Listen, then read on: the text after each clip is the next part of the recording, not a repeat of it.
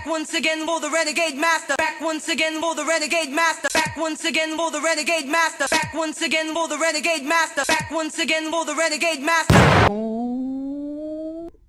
Hello, my renegades, and I am back. As my tagline says, I am back like the renegade master. What I will ask you to do first is hit that subscribe button and hit that notification button, because I am on the road to 1K. And now I'll talk about why I've come to talk to you all today. To talk about none other than They Clone Tyrone. It is a Netflix movie. It is about 2 hours long, and I can attest to the fact that I've watched it twice. Now, once people were twice, because I enjoyed it to the fullest, and I wanted to just go back and just capture everything all over again to be able to have this conversation with you lovely lot about They Cloned Tyrone. So let's get into it. So the main characters is John Boyega as Fontaine. You've got Jamie Foxx as Slick Charles, and you've got Tyrone Paris as Yo-Yo. So John Boyega plays this drug runner. Basically, he does the drugs and everything like that. And then you've got Jamie Foxx, who is Slick Charles, and he plays your stereotypical pimp. Okay, your very 60s stereotypical pimp. All right, if you've seen it, then you know what I'm talking about. And then you have Tyrone Paris, who plays Yo-Yo, who is one of Slick Charles's girls, basically, and she wants to move on. She wants to get out and do things on her own. So basically, when she's running the streets was a stopgap for her. Starts off, well, I'll go to the beginning. So it starts off with a child looking for Fontaine and asking people, yo, if they've seen Fontaine. All right. So then it moves to this young black lad, going and looking for Fontaine, and he's where he's normally is pushing weights with his friends, and he's basically telling Fontaine exactly where whoever the person that he's looking for is. So Fontaine, he jumps in the car with Fontaine, they go off and they look for the person that they need to look for. So all I can say is I'm the type of person is when a movie starts, I usually by the middle of it know what the freaking plot is and know how it's going to end. That's just how I am when it comes to mysteries. But with this movie, I can say that I was discombobulated all the way through it. It took me some highs, it took me around a corner, it took me down the lows, it took me everywhere basically. It took me on a bloody journey, and I absolutely loved it because I couldn't tell what the hell was going to happen. So the plot of the movie is basically that Fontaine, Slick Charles, and Yo-Yo become an unlikely duo to basically find out what the hell is going on in their neighborhood. Because as it happens, Fontaine basically is collecting his money for his drugs and this, that, and the other. So slip back to the boy that's in the car with Fontaine. He's like a little, as I call him, like a little rat. He tells Fontaine what he needs to know and where people are and what they're doing on his patch, basically. So they both go to find this other person from a rival gang member, basically selling drugs on his patch. So this man is quite foul to him. So I will say from the jump that there's a lot of foul language in this movie. So if you don't like foul language, now go watch it. But if you don't mind it, go watch it because it is a good watch. Okay? So Fontaine, he used a lot of foul language towards Fontaine. Fontaine backs up and knocks the fucker over, basically breaks his leg and takes the money out of his pockets and then disappears. So he disappears back home. So you know there's going to be some type of retaliation when it comes to what Fontaine just did. So as my partner would say, because she watched the second one when I watched it the second time with me, she said that Fontaine is one of those old school drug dealers, basically, where the young boy's asking him to put him on game, and he's not going to put that young boy on game. He's telling him to go home and learn his school books, which is the right way to go, because there's too many young people up in these streets trying to be grown men, and they're not, and they need guidance at the end of the day. So as we jump back into it, so Fontaine's gone home. he's basically doing up his sandwiches, and each time you notice that he's knocking on the door that his mum is supposed to be in that room, and each time he knocks and asks his mum, are you hungry, do you want something to eat, she will say no because she's had such and such, or she's watching her programs, and he will then carry on with his evening. So as it is that evening, his boy, one of his boys, comes over, who also goes out and collects money in regards to the drugs that he probably puts out in the community for people to sell, has come back, right? So he brings this money in a pizza box. So Fontaine opens it, pizza box. Yeah, he's checking the money, and one of the money is a little bit light. So we asked the man, well, what happened? It's a little bit light. So basically, the man is telling him that he couldn't find where Slick Charles was. So this is where Slick Charles comes in. He couldn't find where Slick Charles was. And basically, he said to him, well, you didn't ask one of the girls, or you didn't go down such and such. And he says, no. So Fontaine goes and takes it upon himself to go chase down Slick Charles to go get him his money. Okay? Are we all caught up? Yes? Shall I continue? All right then, to go get him his money. So then what happens is he goes in, does his thing, comes back out, and then the person, if you remember, that he ran over and broke his leg, has got his boss basically, and they're in the car, pulled up behind Fontaine and not moving. So then Fontaine realized who he is, pulls out his gun, sits in the seat, just watching the mirror. Car's idling, watching the mirror, and I'm sitting there thinking, what the fuck? What the fuck is going on? What the fuck is gonna happen? Like proper. So he gets out, and before Fontaine can even let off a shot, my man's got popped in his ass so many fucking times. Manages to jump back in the car and tries to back it up onto the person that's basically shot him. Can't do it. So the person who he broke the leg off comes round, shoots him up. Okay. Now this is where shit gets a little bit fucked up. Now yous lot can let me know what you thought about this. So then we see Fontaine wake up. So I'm like, okay, is this like a dream sequence? Is that what's happening here? Because I'm sure this dude just got about 6 bullets pumped into his freaking chest, and he should be dead right about now. So then he's gone back to the 7-Eleven or whatever kind of bodega shop or whatever it is you like want to call it. Got his scratch card, got his drink, pours the drink for the old man. Now the old man has a direct path in this movie in regards to that. The old man that sits outside the shop constantly, and he pours that man a drink. He's kind of like an oracle. That's how I see it. He's kind of like an oracle, but you can let me know what you thought about that man. So Fontaine is then stood outside, and he's looking up the road. Now he's trying to look, because you can see a figure in grey, which is what the Fontaine of the last night who got shot in his chest was wearing, stumbling down the road. Now Fontaine is looking hard, and I'm looking hard thinking, nah, really? No, it can't be.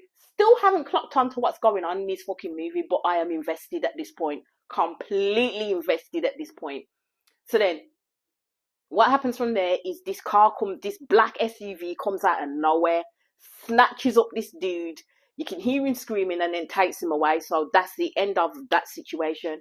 So as we keep going through more situations, Fontaine comes to realize, because Slick Charles tells him and provides him with the narrative that he gave in the night that he got shot, which then starts Fontaine thinking and questioning. So then they kind of have to go find Yo-Yo, because Yo-Yo is the other person who's seen Fontaine actually come the first time around to the door of Slick Charles to come get his money. So they go find Yo-Yo. She's doing her thing. Do you know what I mean? So then they tell her to move, and then they get in and she explains it to them. So this is where the switch up in the movie comes. So as we go through it, we learn that Fontaine has basically got a clone out there. We all know. They managed to find the underground lair, or the underground lair, the lab in the house first. They managed to find the lab in the house first, and there's some white guy in there with a freaking afro, and I'm sitting there like, why is this white guy got a marotted afro? What is going on here? So remember when, as well, They find this lair, they creep in, they do what they need to do. Slick Charles tastes this white powder, thinking it's cocaine, basically. Thinking it's cocaine. And then it starts him laughing and having the fits. So then Yo-Yo does something that sets things off and he ends up shooting this man dead. So then they realise that they have to go because the alarms and everything are going off. And then when they all walk round, this is where the pièce de resistance is, and you realise what the fuck is happening. There is a fucking person lying on a bed with the bullet holes in him, and it's Fontaine. Now, that would have given me the fucking scares, never mind freaking Fontaine seeing that lying there. So they all run out, and then they realise exactly what they've saw, and they still can't compute it in their mind. They can't compute it in their mind. So as I said, they become the unlikely trio to fucking find out what the hell is going on. And the man outside the shop, I believe, is kind of like an oracle, and he's giving them like views and clues and stuff of where they need to look and what they need to do. So the biggest clue is when they talk about where do we go and run from the Babylon, Mount Zion at the end of the day. So the church is called Mount Zion. So they end up going to this church, Mount Zion. Oh my God. If you have watched it and you've seen the church scene, then you know what the hell I'm talking about. You know what the hell I'm talking about. So it seems as though whatever is happening to the community, because it's an all-black community, is to do with these people working in the background in terms of them infiltrating the black community. So they've got through to them through their drinks, they got through to them through the chicken, they got through to them through their hair products. And I'm like, this is so fucking stereotypical shit. Like, proper stereotypical shit. And if you actually honestly think about the concept of this movie, then you would actually think that this shit would actually be going on right now. Like, honestly be going on right now. Because a certain group of people like to infiltrate the black community, really like to infiltrate the black community, and like to take little nuggets, little pegs, little this, little that of the black community and make it their own. So what would stop someone from behind the scenes being the puppeteer, basically with someone from the community feeding them the information that they need to be fed in order to conduct their experiments? And that's how I seen it. But you lot need to let me know how you seen it. Remembering I've watched this movie twice, and I may watch it again because I did love it that much. And I am suggesting that you lot go and watch it, like seriously go and watch it, and then come back to me and let's have this discussion, because it's really perked my interest in that sense. So as we carry on, like as I said, with the church, they go to the church, they're sitting, they're listening to the congregation, and then the song in church song back my ass up, and I'm sitting there like, do people in church really rather do that? Like, for real?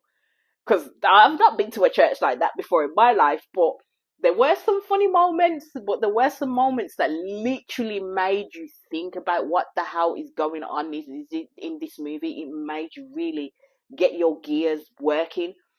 So he manages to find the door, basically, because at the end of he manages to find the door. Them three manage to get into the headquarters, basically the headquarters, and manage to find out what the hell is going on in the community. Manage to find out who's pulling the strings, how they're doing it, and how they're infiltrating themselves within the community. And the fact that it's basically coming down to mind control of the black people that are there.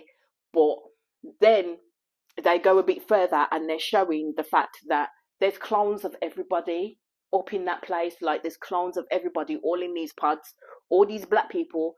So someone is masterminding or puppeteering how these people work within this society, within this community. They're puppeteering everything. So they manage to find all of this out. So then they come back, bearing in mind, previous to all of that, Fontaine did try and go back to the house in the first initial reasons with his boys, but his boys didn't believe him. So how he kind of what can I say? No, go back. Go back, go back, go back, go back, back, back, back. Like after they've infiltrated the place. So when they come back up, then they come back up into a club. Okay? And the DJ again is a white man with a motherfucking afro. I don't know where they're getting this concept from, but there we are. So he gets the call through to say that they've got 3 bogies who have come through. So the only way that they can weed out the 3 people, Fontaine, Slick Charles, and Yo-Yo, is by putting on music that would then get the black people to do what they want them to do. So it's kind of like mind control. That's what they're doing, mind control. So he puts on the music, and then they start, each and every one of them start to dance the same way to this music. So you have Yo-Yo and Fontaine walking through, so then they automatically know who they should be looking for at the end of the day. So then Yo-Yo has to go back and get Slick Charles because, you know, he's a little bit of a dickhead, because it's no wonder why Slick Charles gets pulled under the spell, to be honest with you. He talks a good game. He does think, but doesn't think too much. So they have to go back and save him. So they manage to run out with this whole gang of black people running after them, try to get away. Car stalls, which is supposed to stall.